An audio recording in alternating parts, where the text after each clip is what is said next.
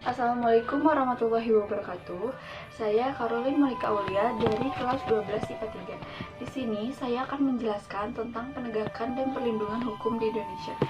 Perlindungan hukum adalah segala upaya yang dilakukan penegak hukum untuk melindungi hak-hak dari subjek hukum agar hak-hak tersebut tidak dilanggar, di mana penegakan hukum ini dijalankan sebagai upaya untuk menjalankan ketentuan hukum yang berlaku.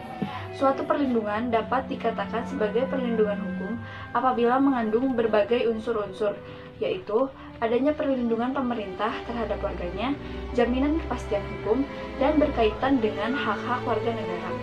Pendapat saya terhadap penegakan hukum di Indonesia yaitu bisa diakui bahwa hukum-hukum di negara kita, baik secara tertulis maupun tidak tertulis, benar-benar sangat kompleks, baik dari hukum paling sederhana hingga paling kompleks ada di Indonesia.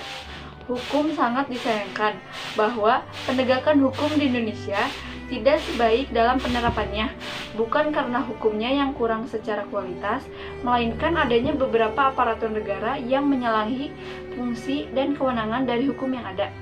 Terkadang suatu hukum malah digunakan untuk menjatuhkan suatu pihak yang benar untuk memenangkan pihak lain yang sebenarnya salah dan tidak sesuai dengan prinsip Pancasila.